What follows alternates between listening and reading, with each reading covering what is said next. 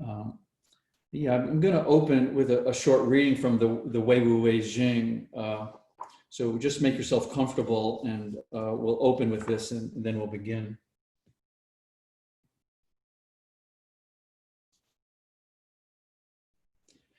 This sutra is the taming power of the small.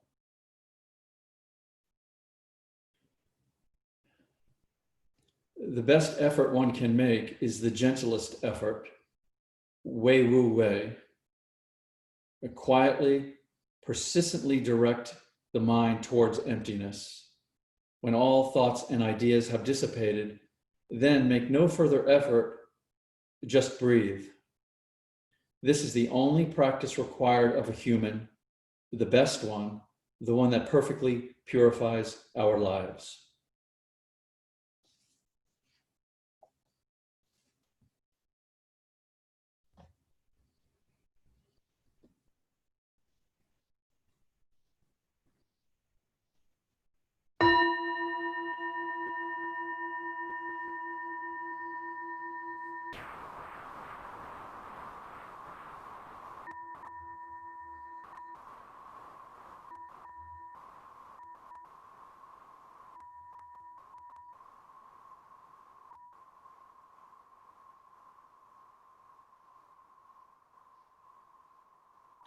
Now the meditation of yoga.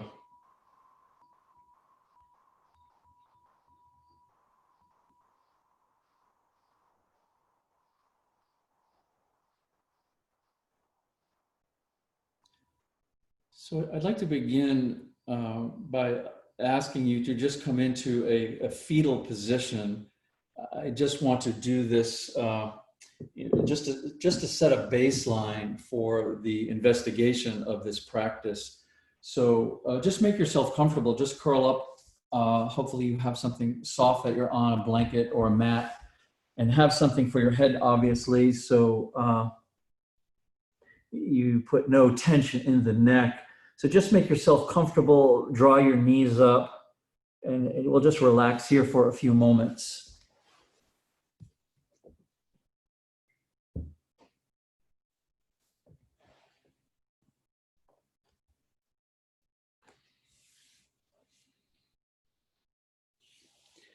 In this recommendation of the Wei Wu Wing, the Wei Wu Jing, to simply breathe, and I say simply, but when we can allow our awareness to really start to merge with our breathing, when we bring the full presence of our consciousness to breathing, and really feel the depth of it and the presence of it, permeating our body and releasing any tensions, any residues of tensions.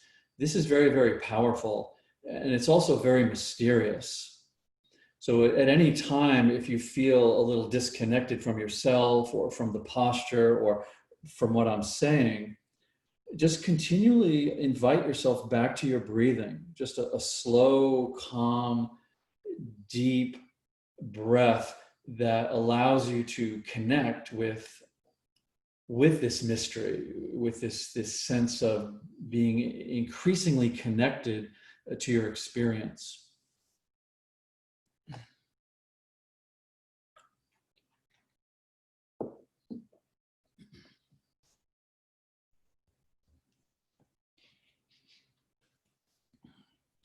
So I've invited you into this position just to, in some ways, to just set a baseline for what we're investigating. Because my humble opinion, the entirety of the exploration of yoga is really simply to investigate our direct experience. And this may sound very simple, but at the same time, it's very, very tricky because we are so overlaid with, conditioned with interpretations. So what I would simply invite you to do is just imagine that you're a newborn baby. Yeah, and so we don't have to recreate that. Like I said, we're not trying to, cultivate a rebirthing experience. But just to go back to this time, and what I would like you to be aware of is, as a newborn baby, you literally have no past and you literally have no future. So any experiences that come into your presence are just experienced directly. So you may, as a little baby with no reference to the past and no reference to the future, you may feel the temperature of the air on your skin. You may hear voices in the environment. You may feel someone giving your cute little foot a little bit of a squeeze. So at this level, at this place of newness, there are no interpretations. You have no reference to interpret. So a little squeeze on your cute little foot will simply be experienced as pure sensation without any interpretation at all. The temperature of the environment on your skin, the same thing. Pure, unadulterated, uninterpreted sensation. Same thing with any voices or any noise in the environment. It will simply reverberate. It will simply be sensation. And then certainly as you then begin to grow and interact with your environment and others, then there comes this point where we start overlaying, superimposing interpretations on our experience. And this begins a whole building, this whole edifice of building a separate self, building a sense of the self that is no longer experiencing directly, no longer having the freedom to experience the fabric of life without these interpretations. And they get conditioned. Yes, they get programmed. And there's all sorts of things mixed in. We won't get into the psychology of it. So the invitation in this practice is to come into your body using the yoga posture as an open-ended, suggestive framework, and then explore your experience, explore it directly at the level of thinking, at the level of feeling, and at the level of physical sensation. Because this allows us, if we can do this carefully and slowly, it allows us to start to open up the fabric of this sense of self, this sense of separate self, and see what's really at the most fundamental basis of our experience. Yes, and it takes tremendous clarity to do that. So we're in a way, we're trying to reproduce that clarity of a newborn baby that's undiluted with the interpretations and the layers and the conditioning and the programming. It's a lovely baseline for us to come to.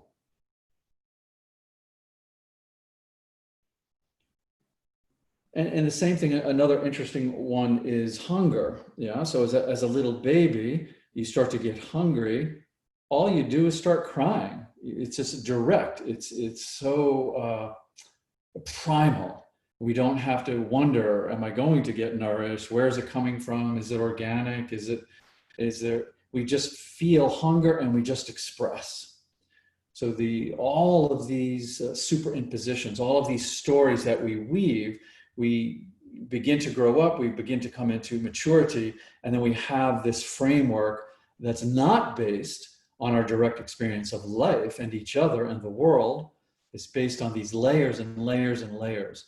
The yoga is meant for us to take a rest from all of that and cultivate a sense of clarity, to see what is a thought, what is a feeling, what is a sensation, and ultimately, what is the world.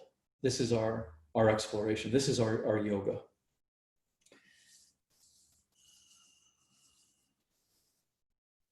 Good. So let's come on up from the fetal position, please. And before we get moving, I would like you to just set up two rolls. So I have a towel, and I have a blanket. You could use any combination of these, whatever you have available, but 2 rolls is good. If you don't have two rolls, you could, and you do have a small bolster, you could use a small bolster. I'm not recommending that, but you could use it in place of one of the rolls. So what I would like you to do is take one of the blankets and just roll it up. And how much you roll it is going to be up to you, because we're going to place this in the lower back. We're going to use the 2 rolls to create not only compression, but a bit of tractioning between the lumbar and the lower thoracic spine. So 1 roll there, and then another roll here. And then you can just readjust these rolls when you get into it, but I put the 2 rolls close together. So that one wants to unroll a bit. Yeah. So I just would like you to have 2 rolls ready to go. You can put them behind you. We won't need them in front of you. So just put them behind you, and don't worry about the height. Once you're coming into the lumbar thoracic area, you'll know if you want a little more, you want to adjust one or the other, or you want a little less. Yeah. But we're going to begin with just the legs open out. So a nice, it doesn't have to be all the way, but a nice wide range of motion here. And I usually suggest, especially from this perspective of the yin, that if you've come all the way to, and you're stretching and you're pushing your edge of range of motion, to just come in a little bit so the hips can relax. So we're not adding an additional stress on the, the stress of the pose.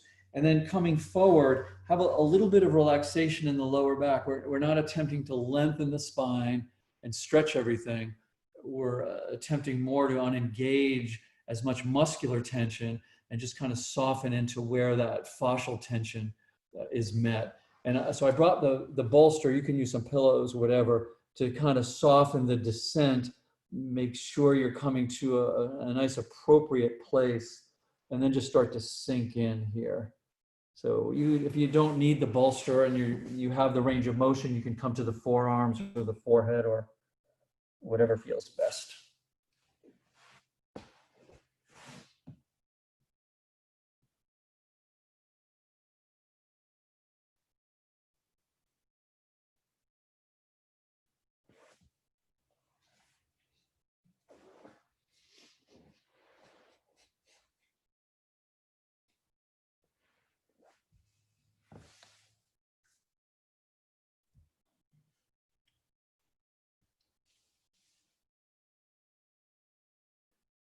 And so don't turn this, this investigation, into something technical or esoteric.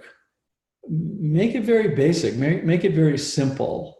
So the framework of the posture itself, the framework you've put your body in, is certainly evoking, yes. And really, what we know is it's evoking this blending. That the physical is evoking emotional, the emotional is evoking mental, the mental is evoking physical.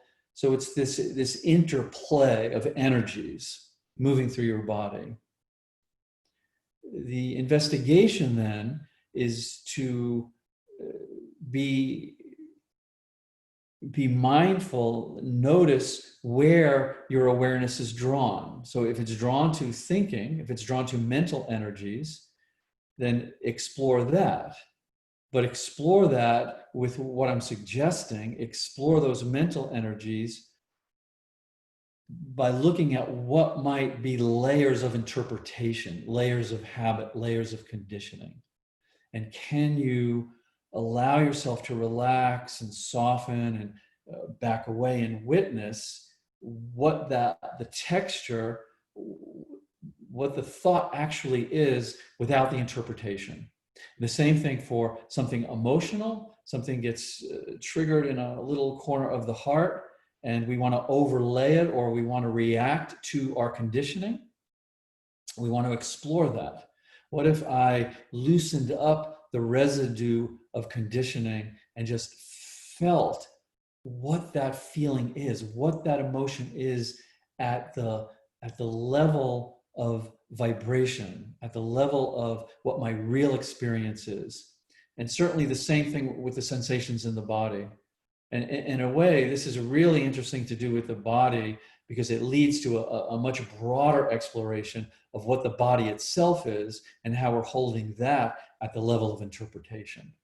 So it's not even the body I'm talking about. I'm talking about those little points of sensation that arise, maybe the back of the leg, maybe in the neck, wherever you're feeling it. And instead of thinking, oh, well, that's that, and yes, that's that, and that's part of this, and I don't, no, relax, and then go into the sensation with your awareness. Let the awareness itself start to tease apart the residue of interpretation and programming and conditioning. And so this is what we're investigating. This is what in yoga we call self-inquiry.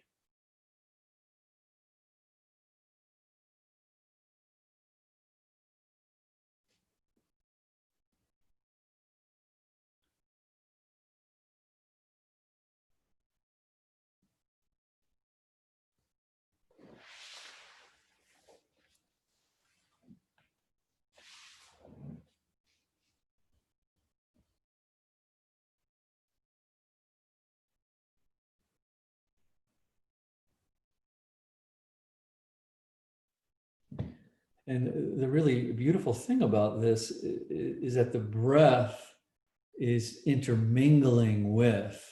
The breath is the merging mechanism. So we're not just exploring, in this sort of, rising above it all, but the breath is the direct contact with. So allow the breath to merge, allow the breath to intermingle.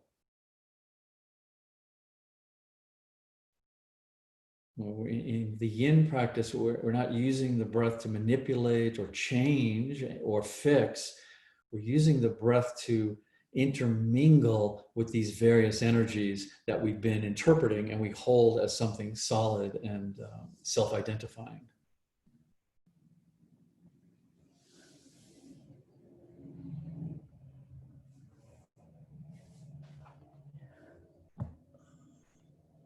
Good. So let's come on up from here. Yep. And let's first bring the right leg into just about hip width. But let the foot relax so we're not holding it. And then let the left leg, the sole of the inside of the left foot come somewhere along the inside of that right leg. So if you're always used to pulling it up and you think this is the correct position, I'm sorry, but there is no correct position. Let the hip relax, let the knee relax, find a place that feels, good for your skeleton, because all these skeletal variations are different. So again, we're using these postures, if you will, as just suggestive frameworks. So, kind of loosen it up, find your way. And then the same thing, it's a softening of this forward bend. It's not a lengthening or a stretching. So really let the weight of the upper body draw you in. And just be a little mindful, or be a lot mindful of how you're feeling in the neck and the shoulders, because sometimes the tension of the lumbar spirals up the spine, and we feel that in the neck and shoulders, and there's some fear that we're going to hurt the neck. So be really careful how you let the weight of the skull pull you into the threads of the neck. Try to feel like this is the entire spine is connected. So we're really articulating this spine. We're really letting it express through this pose. So that's why we want the support if we need it. We can even place the head on a bolster or a blanket or something. So.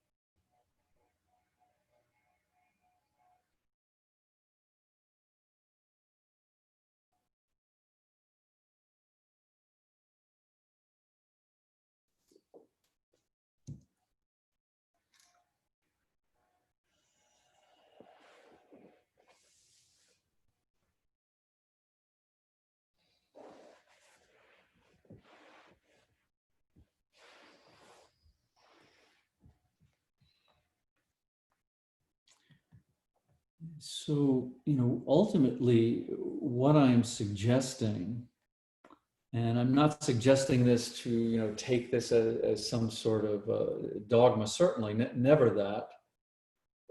I'm suggesting this as part of the investigation, is that what we have come to imagine and call and identify as our body is simply a unique collection of these interpretations over time. And what yoga is suggesting, sort of the radical nature of this investigation, is that the body is simply sensations. So this is why it's so beautiful to rest below the imagery, to rest below the collection of stories and interpretations, and see for yourself directly with great clarity and patience what these sensations are. Go right into the heart of them, the texture and the fabric and the movement of them.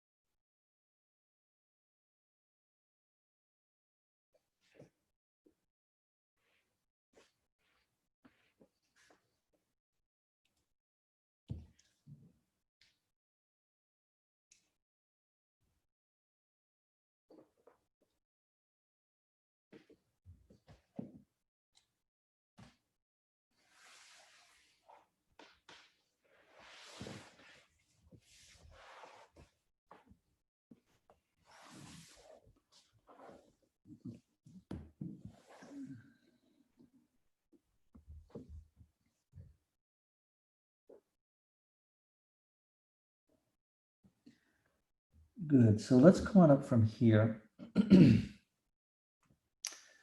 And you can just straighten that left leg out. Well, we're not going to take a rest. We're going to go into the two rolls in a moment. But I just wanted to say something about the amount of intensity to apply.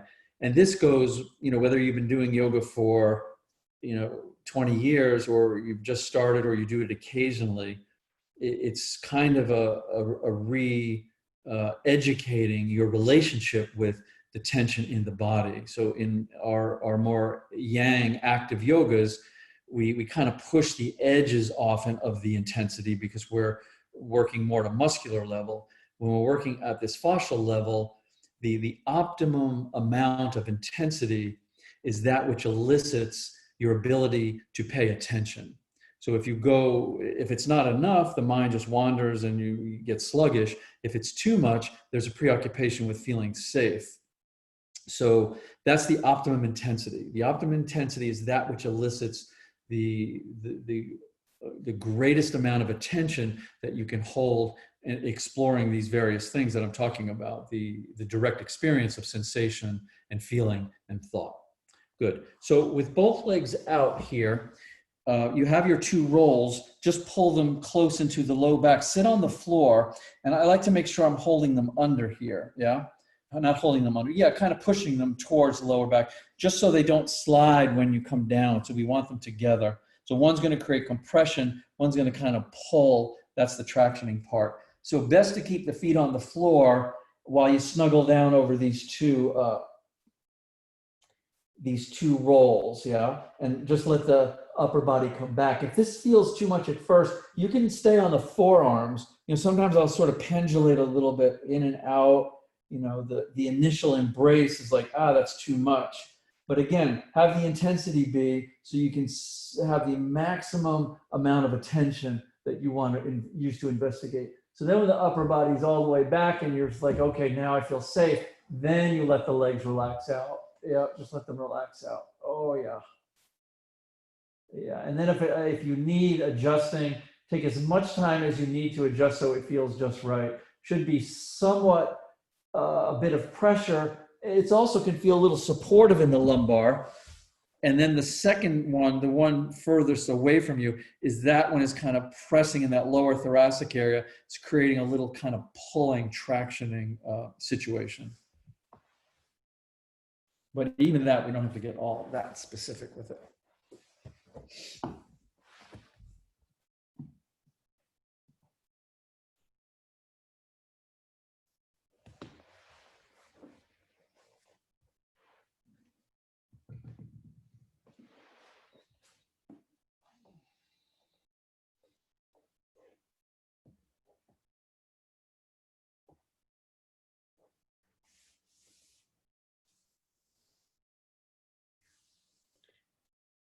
The optimum degree of intensity is the amount that elicits your fullest attention.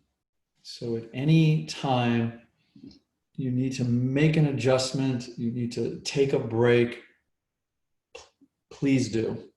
You know, what the anatomical, physical consequences of this practice just happen on their own. We're not primarily interested in stretching the body, opening the body, healing the joints. That just happens. The yoga is the investigation. The yoga is the self-inquiry. So in a way, we're, you know, playing with our edge, we're flirting with our edge of discomfort, because typically the interpretations, the habits, the distractions are triggered by discomfort, and we want to either, you know, push it away, avoid it, or we want to suppress it. So we're trying to create an environment, mentally, emotionally, and physically, where we can just face it, we can be with it, and to see what is it actually, what is your moment to moment clearest vision of your direct experience.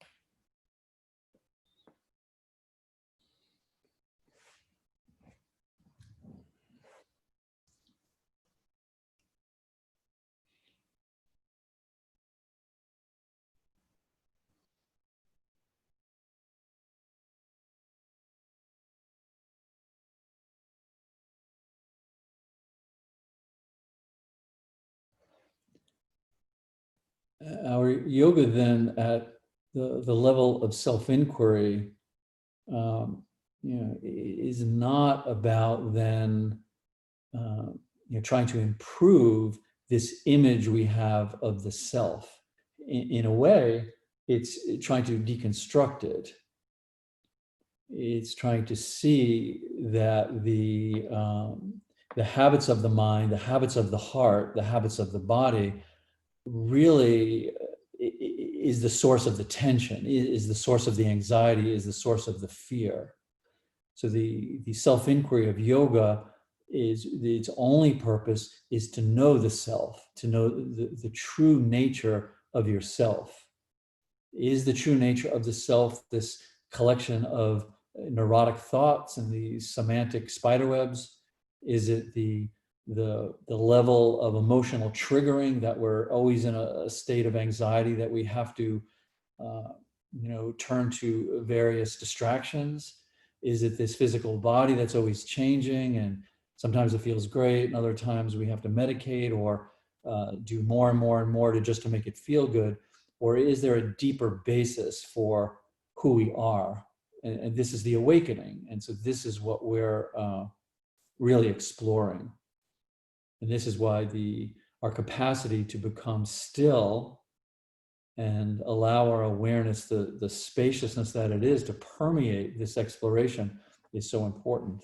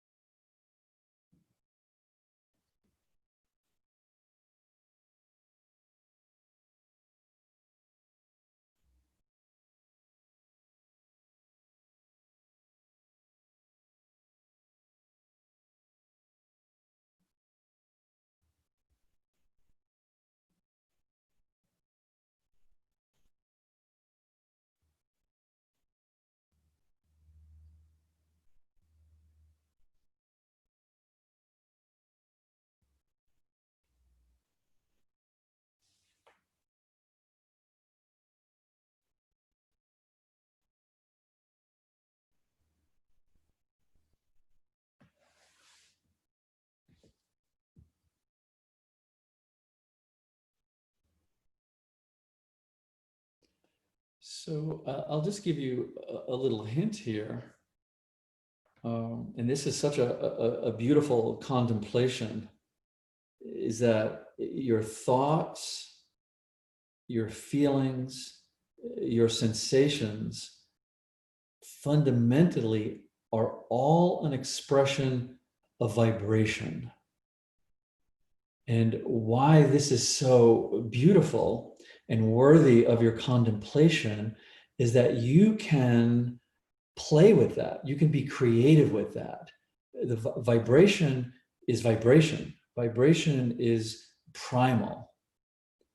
And how that vibration solidifies, if you will, or coalesces or expresses as your emotional tone, your mental energies, or your physical body, you have so much freedom, so much creative freedom to work with that, to play with that, to be creative with that.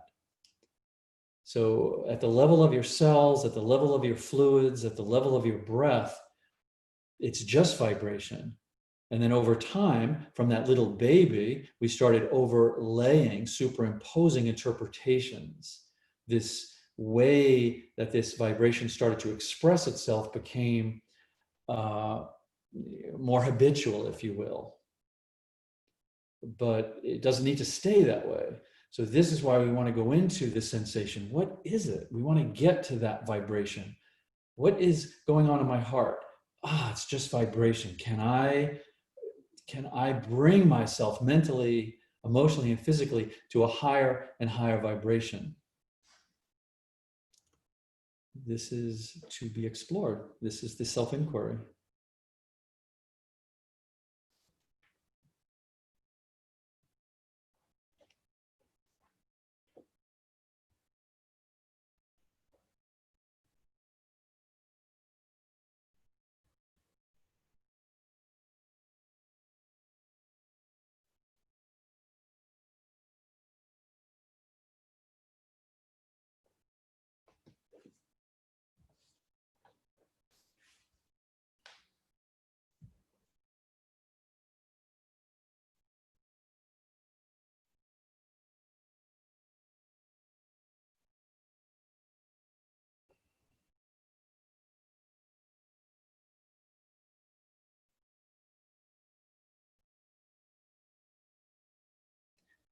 And so then the primary contraction is that this vibration has contracted into a sense of a separate self.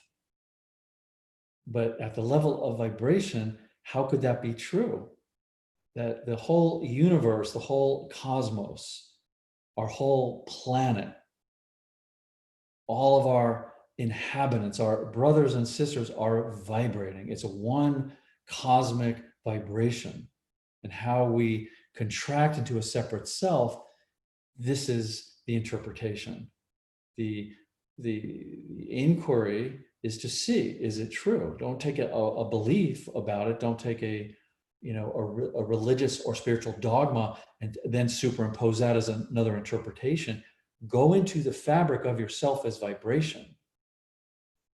But sometimes we have to be patient. We have to let the residue soften gently. So this is why it's an inquiry. It's personal, it's unique to you, and it often takes tremendous patience, tremendous gentleness, and a genuine sense of self-compassion.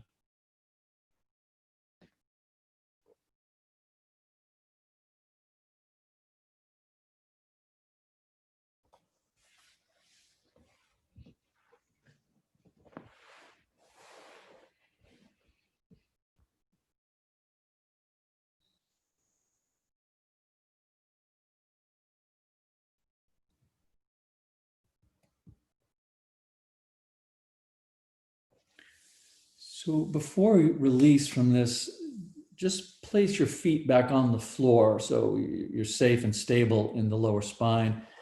And then just very gently take an inhale and just press the lower back up a bit. So just a tiny bit, maybe an inch off the rolls and then back down with the exhale. So introducing some passive motion into that rather long hold. So we kind of bring back the dance of the muscular and the fascial. So we're more in the realm of the myofascial, which is always really such a primary dance of the body. So the inhalation, hips lower back up a little bit, exhalation softens back down, maybe a couple of oohs and ahs or ayes, whatever you're called to. I or no one else can hear you, so if you want to get a little more intense with that expression, you certainly could do that.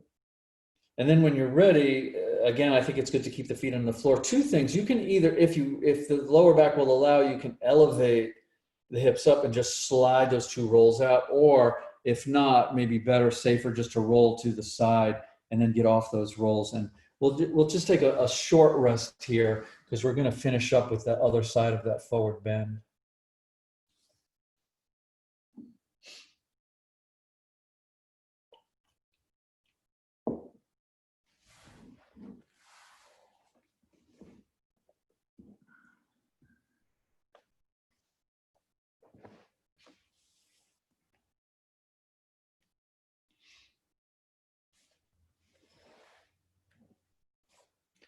Oh, I was going to read you. Once I take out the Wei Wu Wei Jing, I really want to just read you the whole book because it's so profound. This sutra is called Fellowship. If the way were about being a student of something, it wouldn't be alive in the world. It lives because certain people say to themselves, all this teaching is just for me. I am the living expression of this. This isn't arrogant. This is humbly keeping the Buddhas, Lao Tzu, Lala, Rumi, Suzuki, Bahudin, Wan Yu, all of them alive in the world.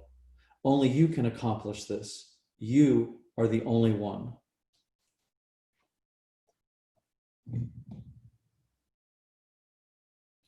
Okay, so let's roll back up.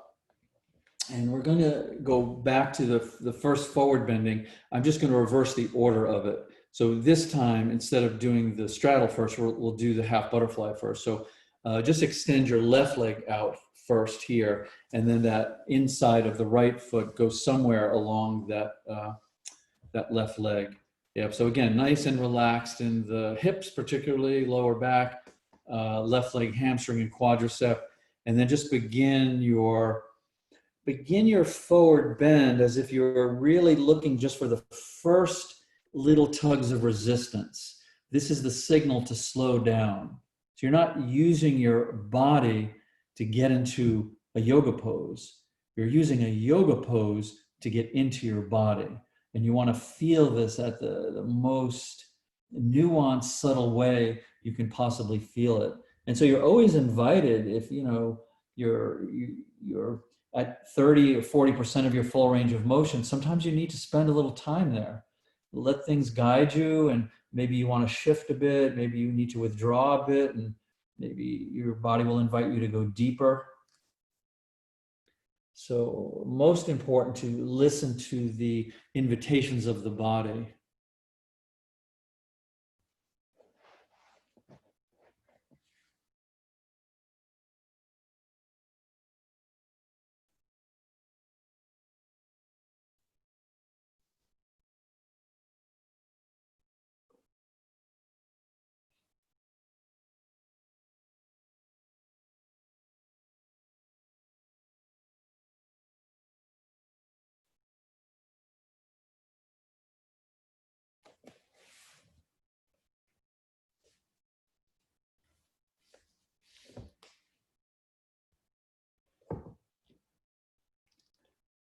And I think most importantly, we want to use this particular approach to the body to just allow a certain lightness. Even if we're dealing with injury or reoccurring anxiety in the nervous system, whatever it is, to first of all just make contact.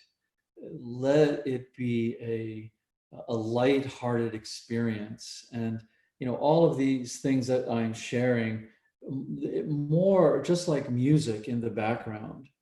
And if something resonates, it will resonate. If it doesn't resonate, your primary connection is to your body and to your heart and to your mind.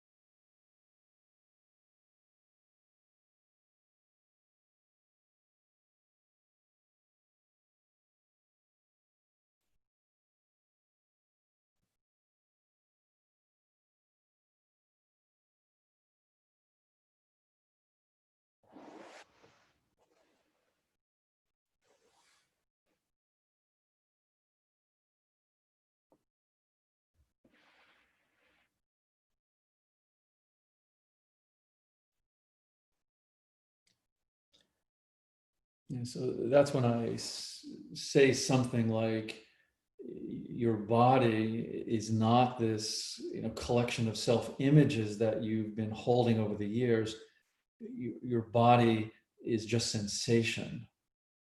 So you may or may not listen to that. You may not even hear that, or it may evoke something. It may evoke a curiosity about investigating that physically. It may evoke or trigger something emotionally to investigate. It may invoke a resistance of the mind of, well, no, I think this about, and I believe. Whatever that evokes is open for exploration. Your primary tool for this level of exploration is your clarity, and not your beliefs, not your extensive storehouse of knowledge, but your clarity. The invitation is wide open to go as deeply into direct experience as you can.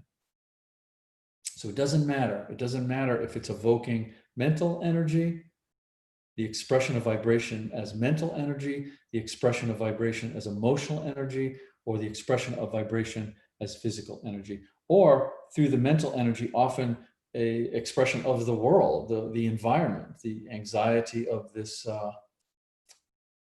this collective discomfort. But the exploration itself comes from your profound sense, your intimate sense of clarity.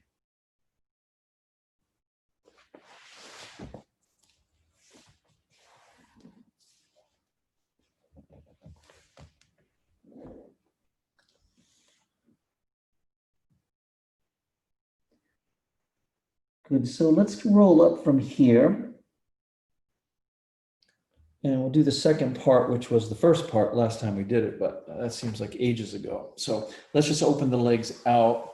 Second time around, if you want to, your choice. Sometimes it's nice. It depends on, just what you're working with the hamstrings.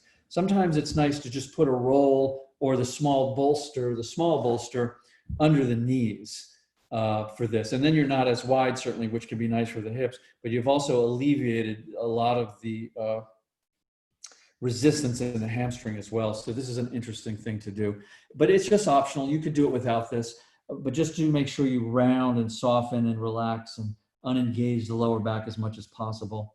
So you really start to feel something tugging, some resistance, and then you soften into that.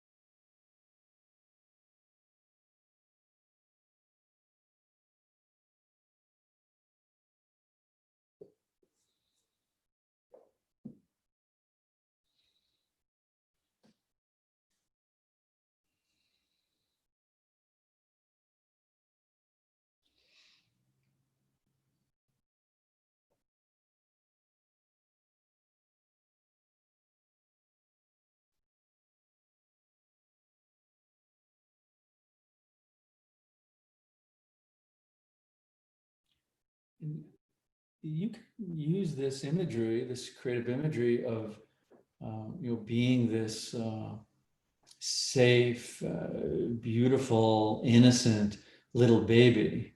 The reference is just simply that at that level of that point of your existence, your incarnation, you had no past, you had no future. So there was nothing, no story yet. You were just in this beautiful place of receptivity, of allowing experiences. So it's a lovely point of reference because then we can see so clearly how we are interpreting, how many layers of interpretation and stories and just whatever we want to call them in every experience that we're having.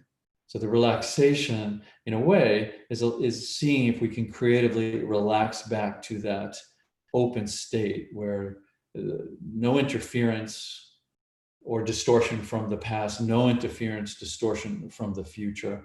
And we just go deep, just allow yourselves to deepen the experience right into your cells.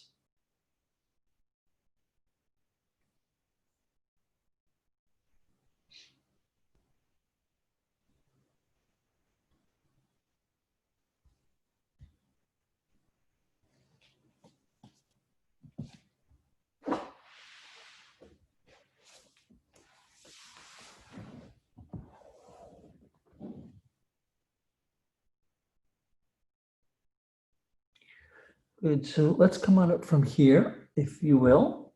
Unless you want to stay longer, then you can. So if you're coming up, come on up and let's lie down. And now let's take a little longer rest since we've finished that sequence. So just make yourself comfortable. If you'd like to go back into the fetal position, feel free. If you'd like to go into child's pose, that would be sort of a progression from the fetal into child's, or just lie flat on your back and relax.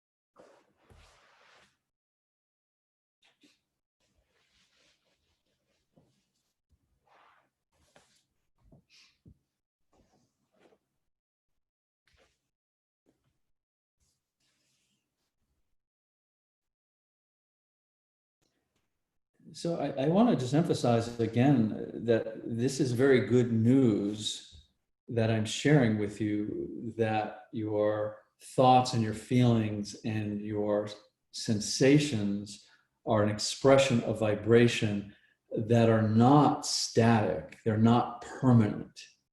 And so I mentioned that we can recalibrate them, we can change them, we can expand them.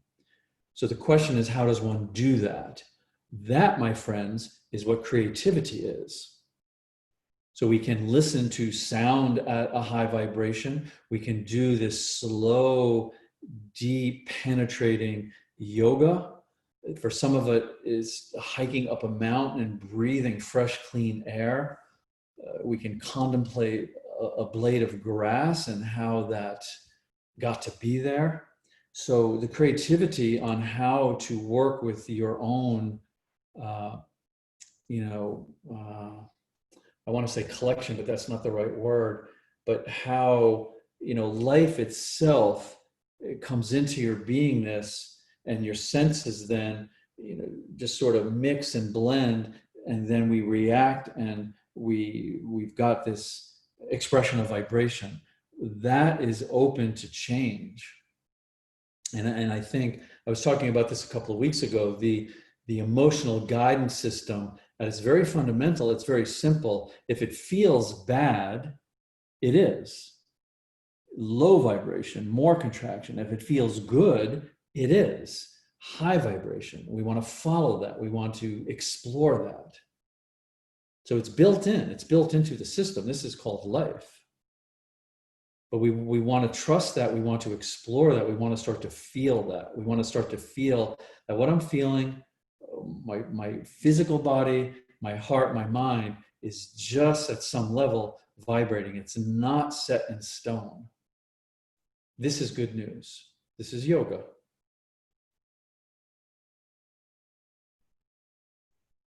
This is liberation.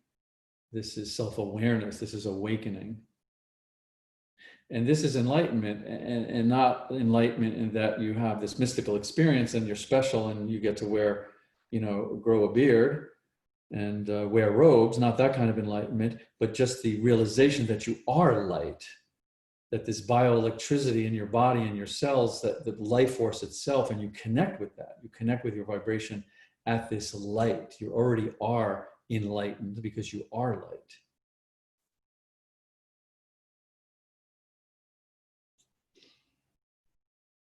No offense to you.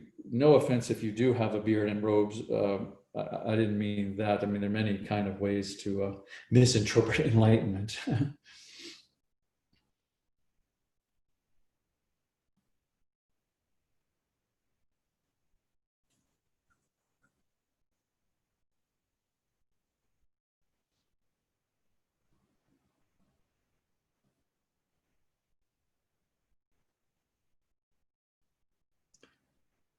Well, I think let's come on up, please. And let's move here a bit. So we're going to need two blankets. One of my blankets is a bit more hefty. So if you have something a little more hefty for a blanket, get that one. And then I have a smaller blanket. You could also use a towel where I'm just going to make a little roll. So not a big roll, but just a little one. And this is just for really for comfort. So I feel like the roll works best, but you could kind of fold it up a little bit.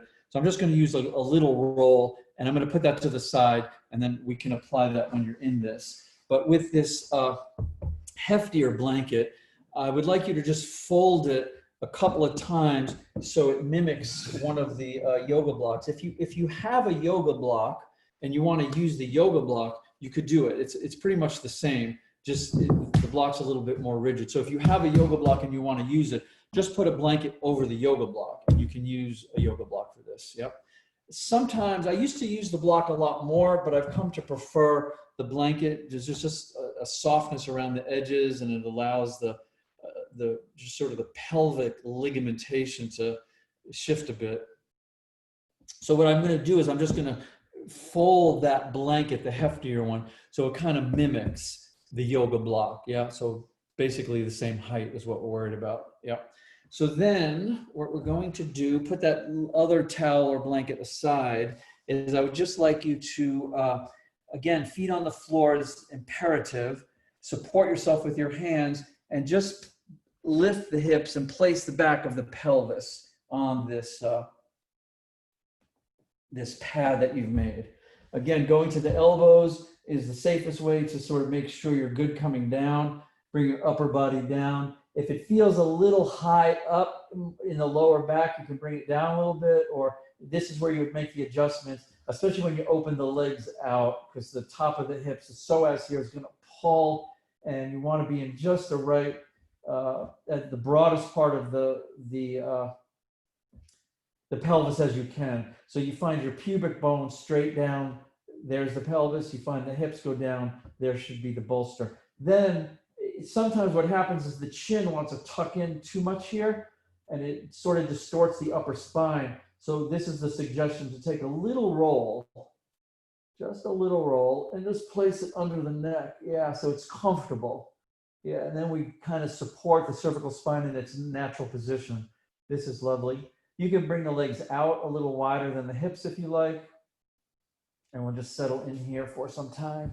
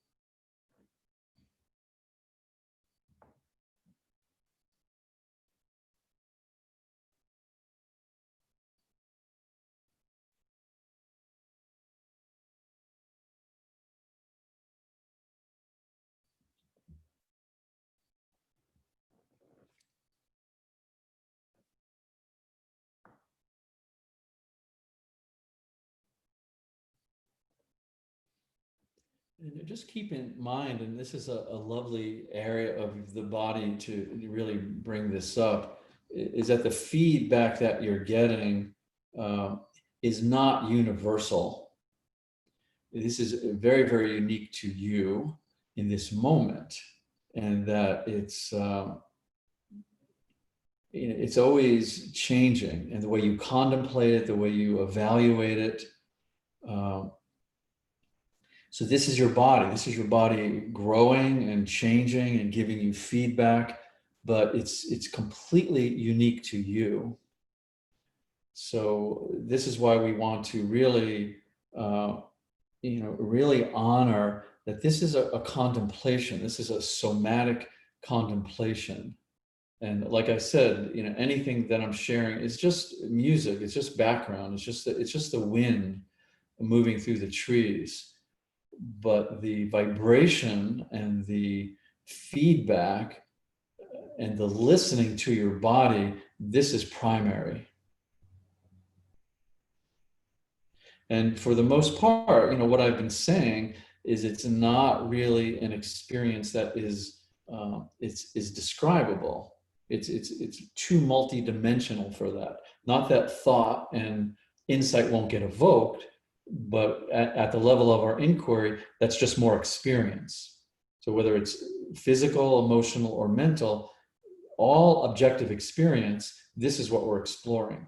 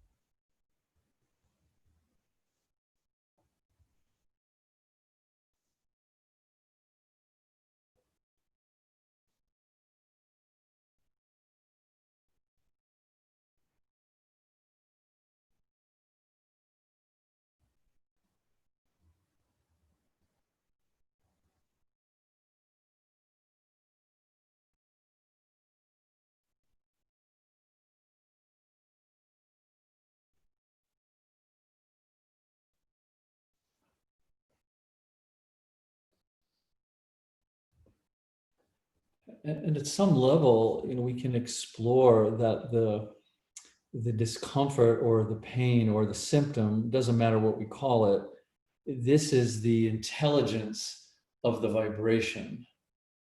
So at this level where the vibration is manifesting into something that you can recognize, the discomfort, the pain is information. It's an intelligence that wants you to pay closer attention, wants you to come closer to it. It's certainly not punitive, and it's not meant for us to push it away or avoid it or suppress it. The discomfort fundamentally is this brilliant mechanism of life to say, this is where you need to care. This is where you need to pay attention. This is where we need more love and light. So that's why we want to find, what's unique to us in how to sit with this discomfort. So the depth, the appropriateness of the depth is so important. We just flirt with this edge of like, okay, I can sit here, I can contemplate this, I can stay present with this.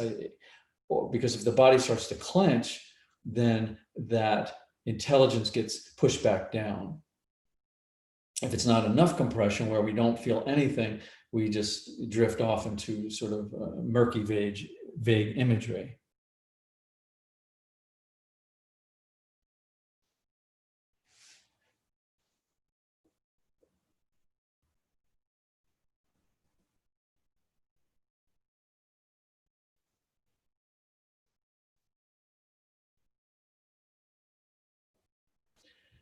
And then certainly just to take this a little bit further, is that vibration of intelligence that's expressing as discomfort.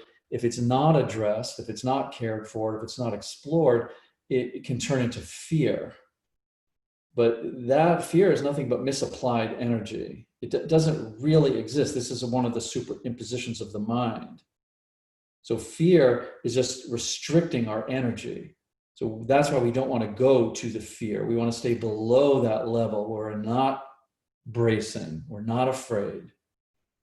We feel safe and we can explore this discomfort for the intelligence that it is. And that's what a symptom is. A symptom is embedded with healing.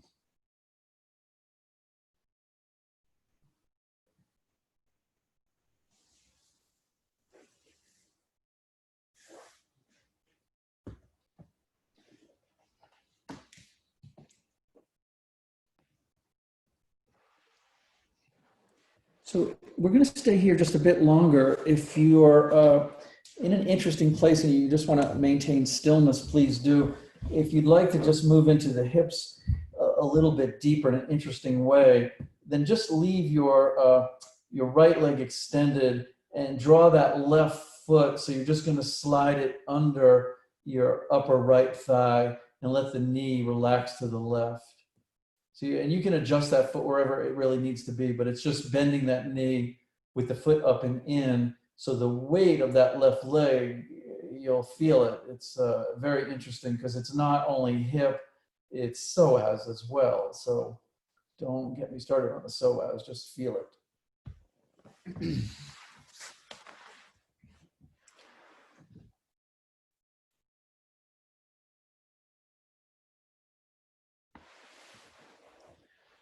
But again, be gentle with yourself. We're not trying to push through anything or change anything. It's just more information, basically, more intelligence. See where the energy is restricted, see where it feels open.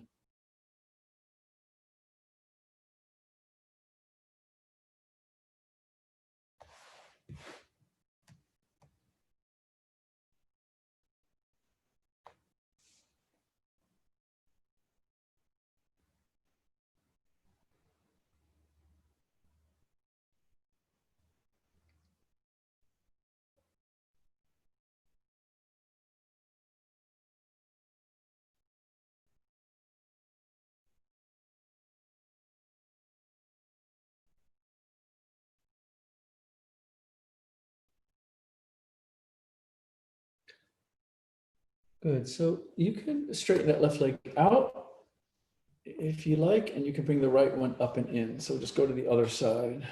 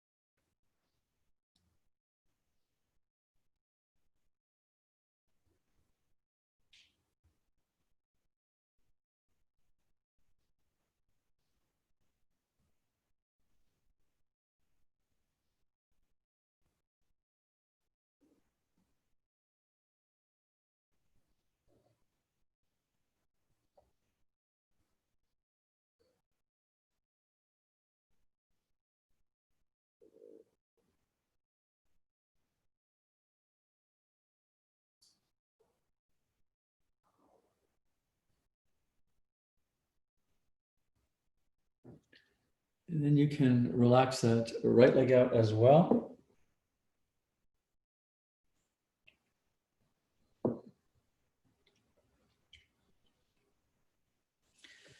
And then feeling any points of density in this pelvic area, or really wherever you're feeling it, but we're obviously compressing right now in this pelvic area.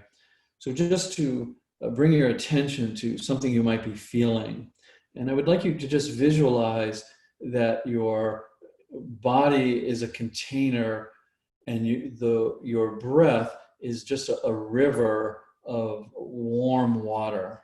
And it's just flowing from the top of your skull out your feet. And these pockets of density you might be feeling in this pelvic area are these little balls or chunks of ice. And so allow the warm water of the breath just very gently to wash around, to wash over, to wash through, and very slowly start to melt this density of the body. So it's a gentle melting of this tension that can feel very solid. Ice can feel very solid, but we know it's still water.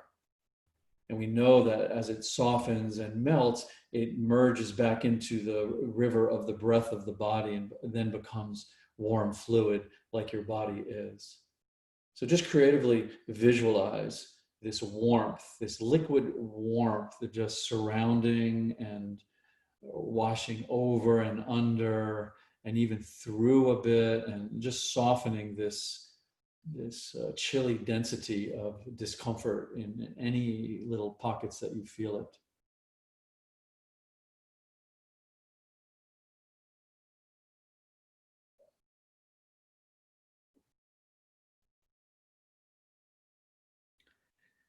Good. So you can, let's start to come out of this again. Put the feet on the floor and a few little, breath up and hips up a little bit, maybe a little more, just to make sure, really to make sure the muscular tension hasn't tightened to the point where a quick release is going to tweak it or feel unsafe. You can even bring the knees. Sometimes it's nice, especially if you have the blanket and not the block, to bring the knees up to the chest and sway back and forth a little bit and work it out and do whatever needs to be done. And then when you're ready, we'll just come off of this, whether you elevate the hips and pull the support out, or you just roll off and curl over to your side. But keep that, we'll just keep that folded blanket nearby because we're going to use it. So let's take a rest here, though. I think that was a lot.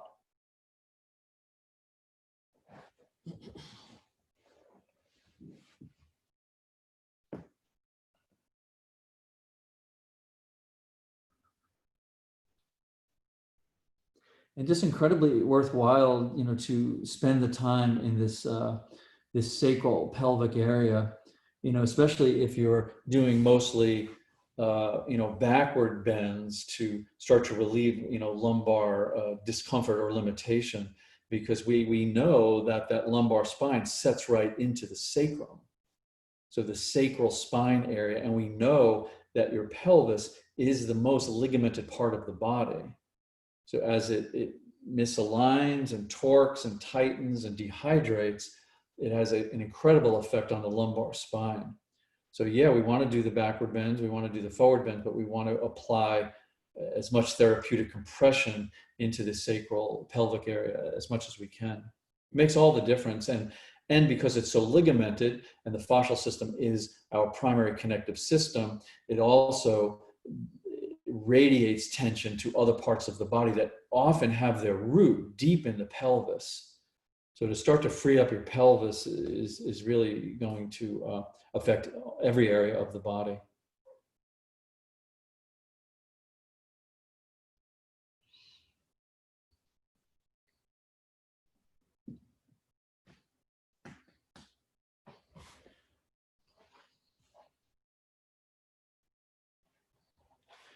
Good. So come on up, and I want to just shift that pad that you made. So basically the same pad. I wouldn't use the block for this one. You could use the block for this one, but we want to come off or we want to have a choice on whether we're right on the scapula or off them a little bit below them. And with the block, we don't have that choice. You can't be on the scapula. So I'm going to recommend to use your trusty pad here that you made, that we use for the pelvis. And the same thing, just come down over it and kind of snuggle. So now I have the upper end of the blanket touching the scapula. So I'll bring the upper body down first and then see, I'm going to go a little bit lower. So I'm just kind of scooching my shoulders up. And then when I let my legs out, there we go. It's perfect. Just the edge touching the very bottom of my shoulder blades. You could be higher if that feels good. You could be lower, but don't go into the lumbar spine, please. And then I'm going to suggest here is to bring the arms up over the head. Let them relax on the floor, but just go into the shoulders here. And you can go in and out of this you like, but it's just so lovely to, to really stretch the sternum and the thoracic cage and the clavicles and just the ribs. And so yeah, mid-spine, soft pad, arms back to begin with, and we'll see how that goes.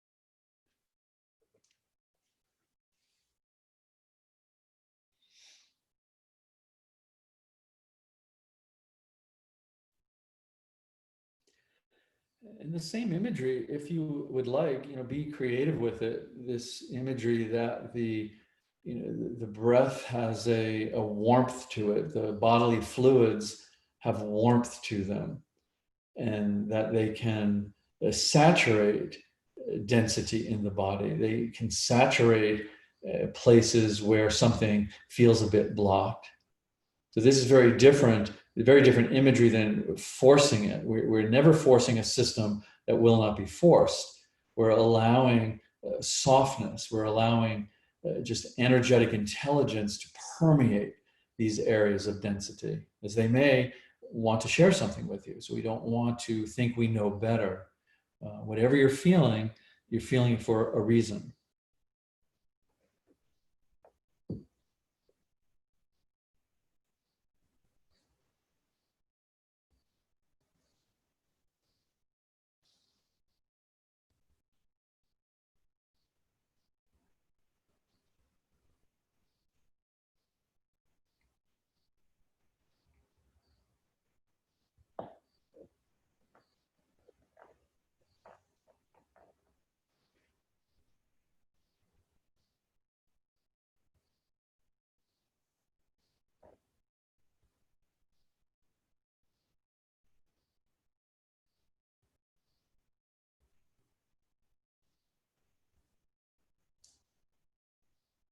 And feel free to explore where you place the arms. At some point, your shoulders just may relax to the point where they'll be fine there.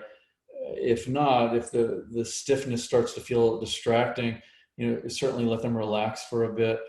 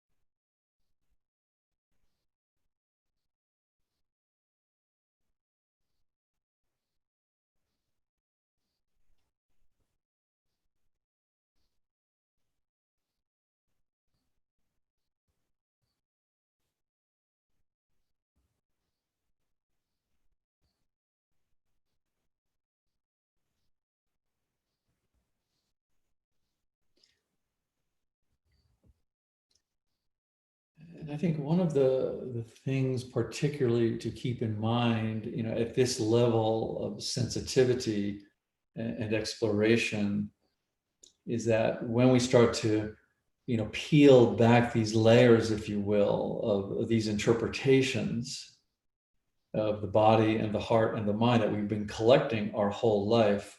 We could, some of them are just ideas, opinions. Some of them are certainly judgments. We collect enough of them together, we have beliefs. So yoga is not suggesting that we start to deal with the beliefs, with the ideas, with the opinions at this level. That's, these offshoots. So we begin to, deal with these. We're pruning, we just are pruning the tree. We spend our whole life pruning these offshoots, these beliefs. The suggestion of yoga is go to the core, go to the root of, am I a separate self? And see what is the image, the feeling of a body at the level sensation. What is that made of? What is this thought that is seemingly creating separation or fear or anxiety? What is it actually made of? So we sort of layer and layer and layer. We're not trying to fix something. So we're not really interested in what the interpretations are at the level of their content. We're interested in them at the level of their substance. And this takes a clarity to explore direct experience. So incredibly simple, really, but it's when you really start to apprehend this, when it becomes rather self-evident, it's just so profound. And it's really the doorway into this freedom, this liberation from being in the prison of the body and the mind. And we see that it's a prison that we made, but the door has always been open.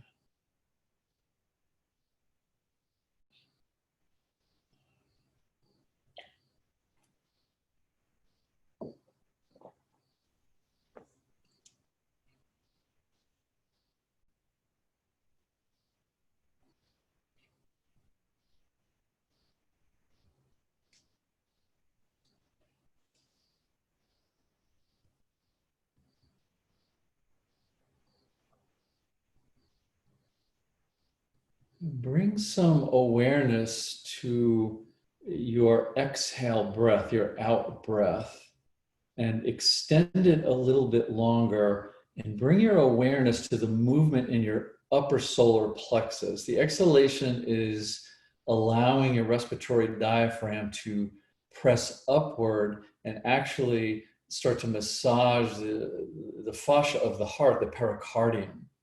We don't want that to tighten, obviously. We don't want our heart to tighten. We want our heart open and pulsating. So just go to your exhale.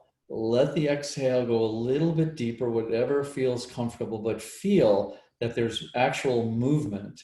The diaphragm compressing up a bit, massaging the heart. You can even hold the exhale a bit for a couple of beats of the heart and just feel this. This is a direct connection, a fascial connection from the pericardium to the respiratory diaphragm. So we want to really express our heart, we have to be able to feel it. And once we be able to feel it, then we can start to soften this tightening around it. Whether you can imagine this physically or you can imagine it metaphorically. But the breath, again, to soften and saturate and permeate the exhalation, the movement, the opening, the softening.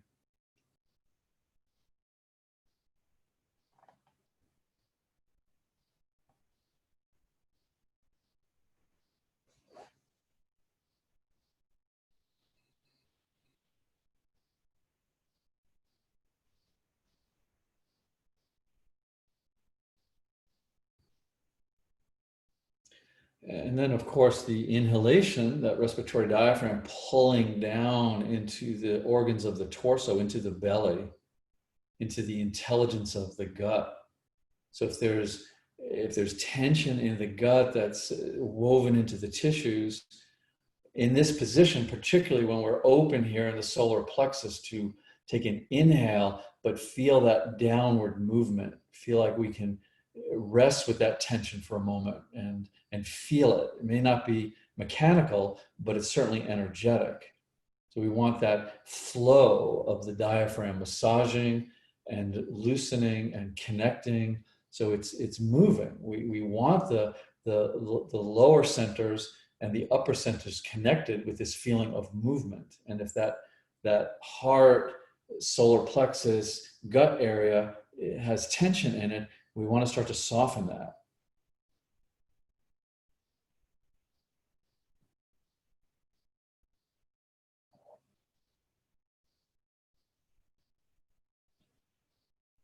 Good. So if you do still have your arms over your head, let's relax the arms at this point. And yeah, again, getting out of this is really intuitive. So the only requirement is to move slowly and mindfully. And now we're going to take a little longer rest since we really connected. We really did the pelvis and the mid spine together. So again, make yourself comfortable and let's take a little bit longer rest.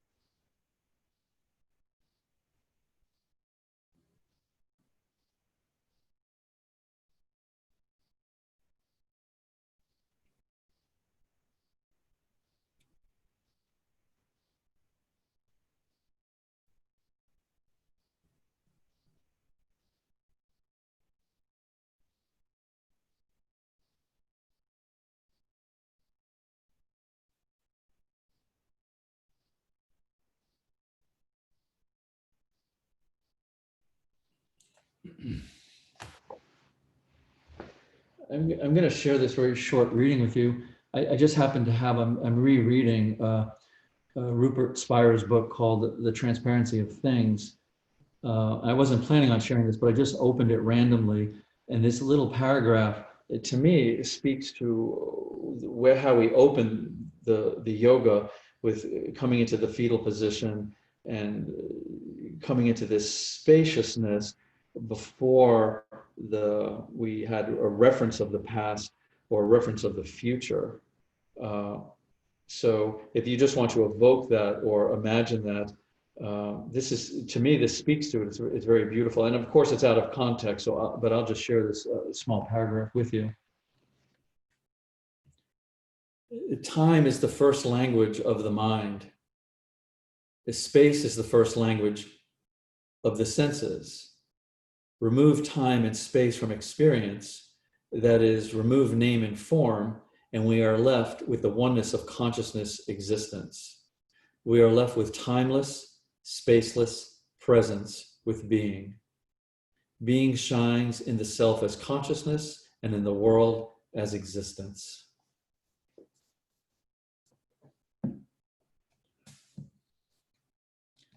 And it's so beautiful. And even if obviously we don't have a conscious memory of being this small little baby, this was the space we were in before time and before space, and this just consciousness, existence, the presence of our own beingness.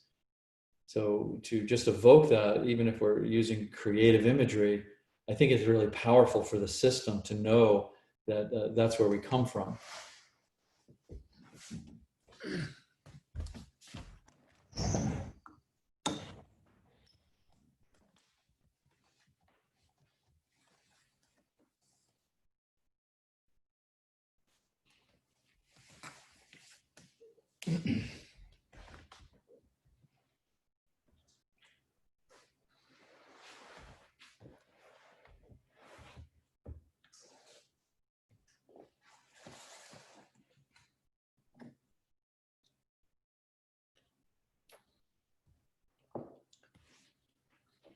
It took us a long time and a lot of effort to create all these semantic spiderwebs of the mind and this sense of the self that we have to protect it. at every turn.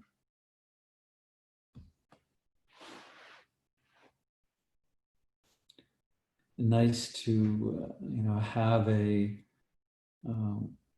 at least a framework and support, and that's what I consider yoga, is a support to explore ourselves as this consciousness existence, just this presence.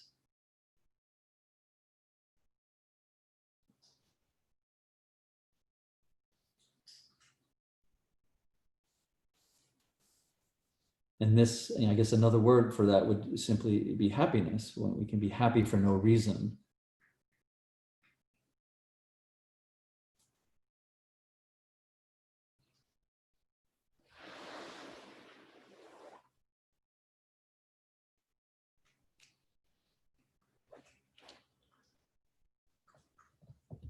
Okay, so let's come on up, please. And if you don't have a large bolster, you can just build one with a pillow. And maybe, well, it depends on the size of your pillow. So this one, we're going to put the leg on, it would compress. The bolsters don't compress so much. So I'm going to say a pillow and a blanket. So then when we compress, it'll be about the same. And I'll just use this that I built. So what we're going to do here then, we're going to have this in front of us, some height here. And you could go lower depending on how your piriformis is and your IT band. And this is going to get into the hip in an interesting way. So please, if you need to go lower, go lower. But let's take the left leg and bend it in front of us, just like we were going to do a square. We are going to do a square, but we're going to do it with the support. And then put your height, your bolstering in front of you, and then put the right leg up on top of that. And again, if this feels tentative, you just explore a little bit. But lovely to start to open up that piriformis between the two glute muscles because, well, that's a long story. So we won't go into that, but you'll feel it. Let the piriformis have a word with you. Same thing with the IT band, hip, knee connection, very, very important. And then we'll just come forward. So you might want to first put the hands on the floor to make sure you're good with all of this. Support yourself. Sometimes if it's too deep, you can have some secondary bolstering up front to rest your forehead on and just relax into it. And then if you need to adjust the height, this would be a good place to consider that. Yeah. But you can also just come up with the body a bit. So you don't have to, we're not trying to bend forward as much as possible. Again, we're trying to see where the resistance is and then just don't resist it. Just let it tug, let it inform us, let the intelligence of the intermingling of the body really inform you.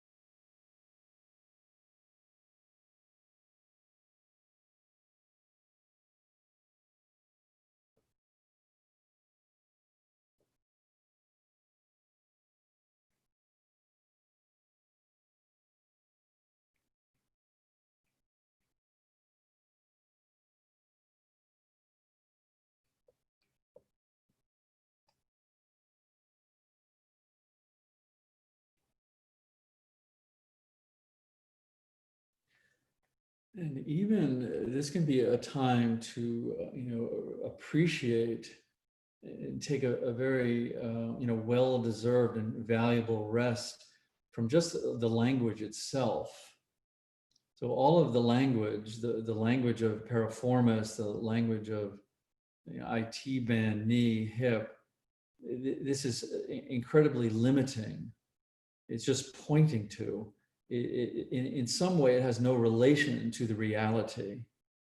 And this we can discover. So here we have all these labels, we have this language, but it's not the same as what you're feeling. What you're feeling has an actual visceral texture to it. It has a vibration to it. And this is what we're exploring. So again, this goes back to what I'm saying, is that the language can hold us contracted at an interpretation, especially at the level of diagnosis. So what we're attempting to do is realize the reality of my body is not able to be truly experienced by language. The reality of my mind, my thoughts. A thought is as elusive as a sensation. So just to sink into the directness of the vibration, this is so valuable. And it's arresting too. Language can be a contraction, sometimes a valuable one, but sometimes one that creates a tremendous anxiety.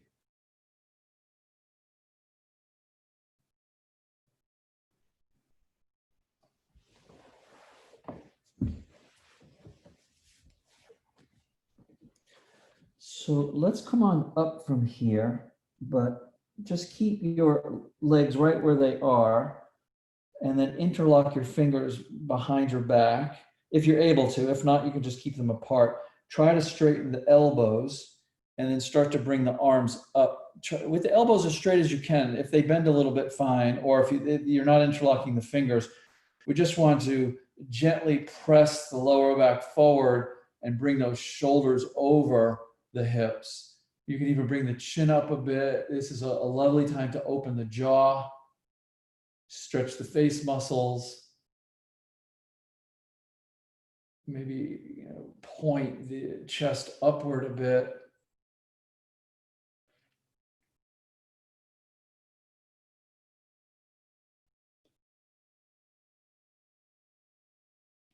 Maybe let the head loll around a little bit. And then you can release that, or release the fingers, the arms, and let's go back into the forward bend.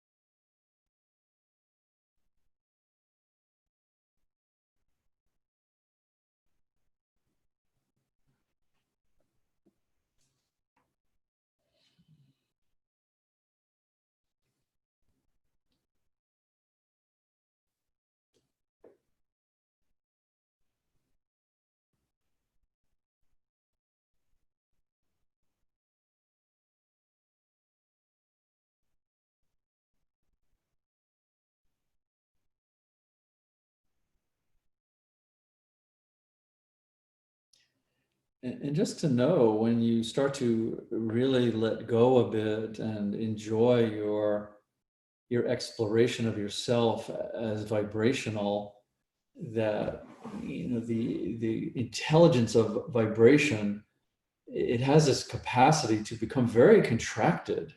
This is what we might call solidity, and extremely expansive. And this is what we might call spaciousness. But we're not attempting to cultivate either one of these extremes. What we're attempting to do is cultivate balance. So your cells are vibrating at a different frequency than your organs. Your organs are vibrating at a different frequency than your respiratory system. Your mind vibrating different than your heart. And so again, this is unique to each of us. We want to feel fluid and open and have that sense of balance, have that sense of equanimity. And so this is why we get to explore it. We get to be creative with it. We're not densely contracted. We're not open spaciousness. We're both. The vibration of the bones, very different than the vibration of the breath.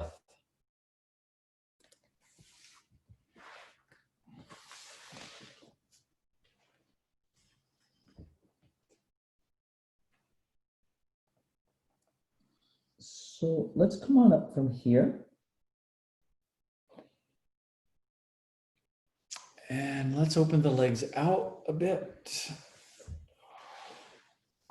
And it might be nice, sometimes it's nice just to give the legs just a little something, just to come forward a bit before we do the other side. And this is one of the things when you start to really, start to cultivate a home practice, is you just follow what the body needs. It's so intuitive that way. And it's one of the things that we're really, attempting to do in this practice. What the yin is really about, the reconnecting with the reawakening of our natural organic intuition. So that's what we're using these. So we want to play with that and experiment with that. So to do the other side, we bring the right leg in, yes, and put the left leg on top. And then come right back into this forward bend. Nice and easy, gentle. Again, being cautious, especially if you get a little bit forward, that you're not holding the tension in the neck because there's some fear, but you're honoring the relationship all the way up the articulation of the spine. So that's a very, it can be such an embedded habit that we don't want to get into the upper spine too deeply because there's fear. So we want to explore that as well. And there's no formula for that. It's again, easing into it, feeling the intelligence of the discomfort, listening, backing off if we need to.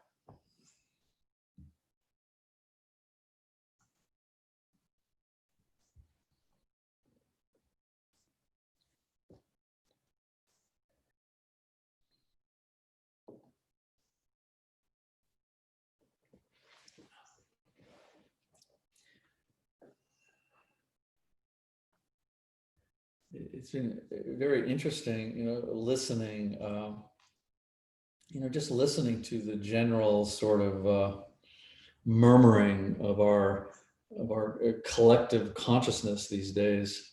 And I've been hearing, I've just been hearing this theme, and I've been hearing people ask, I just don't know where I'm going anymore. Where am I going? So my response to that is that you're going to where you came from. Where did I come from? You came from to where you're going. And this is the beauty of this awakening. It's not complicated and it's not extraordinary. It's the realization that we are the presence of life itself. We're in no way separate. And life is life. Life has no beginning, no end. And so we simply get to express that. That expresses through us.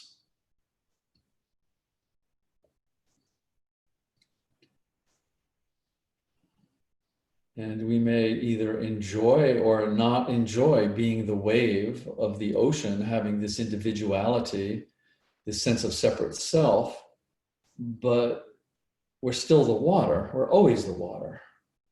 So we can express and hopefully learn. But when we come back to where we were, we're still the water. And then that current does what it does. So sometimes lovely just to think of ourselves as a current. Sometimes it's a strong current and it's expressive, and other times it fades a bit and then it gains another momentum.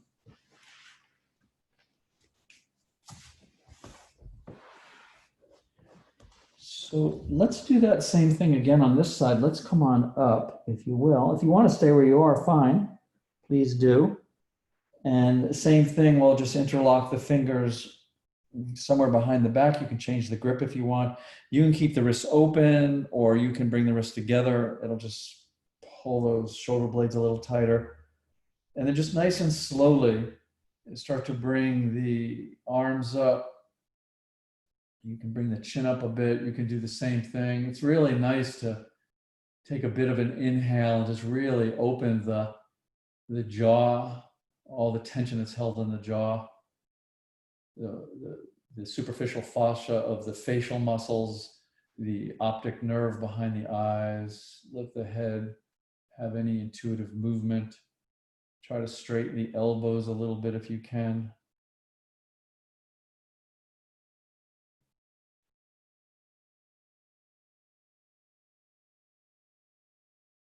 And again, just a little bit of pressing that lumbar forward, bringing the shoulders back.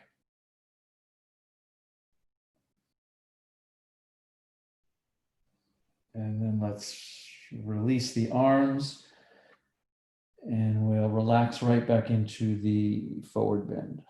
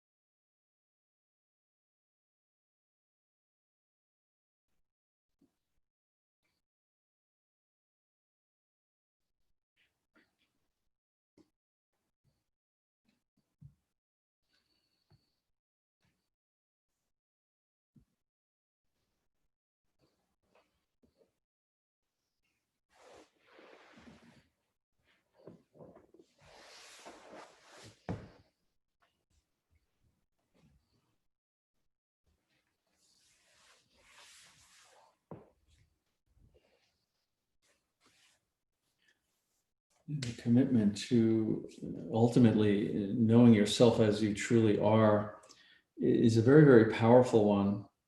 And this whole framework that I was sharing this evening about looking at our interpretations is really, it's just a mixing up that we begin to believe that we are our thoughts and feelings, instead of that I have thoughts and feelings. I'm not the thoughts and feelings.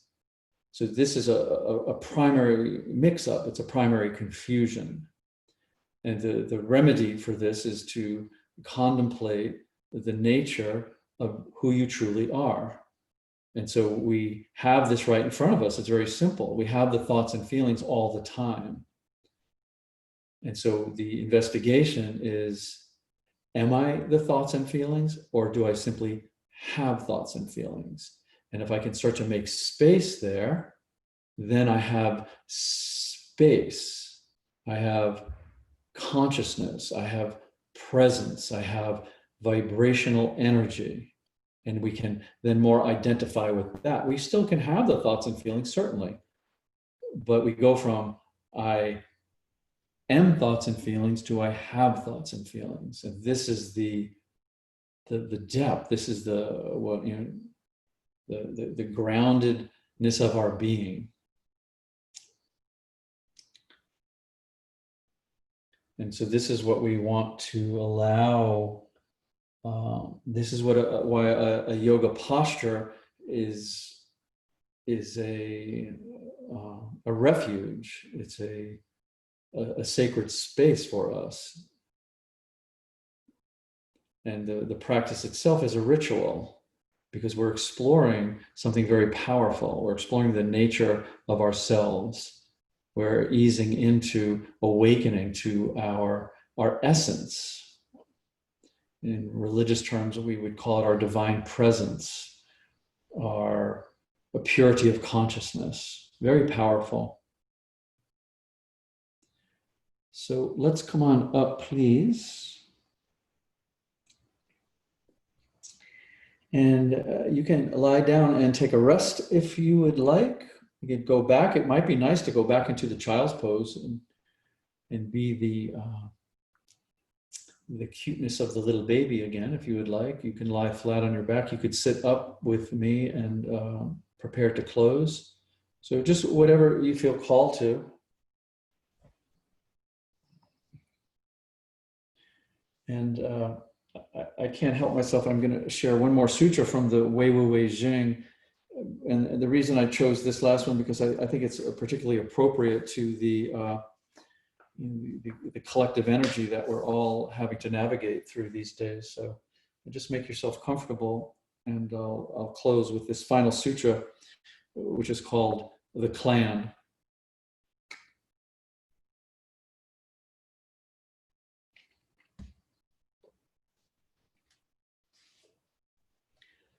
Don't try to escape from the movements of the world. Remain in the midst of everything, focused into the empty space at the center of yourself, pouring your whole being there without pause, alert, quietly smiling. You detach from clamor and chaos and become independent and free. From here, you can teach yourself everything.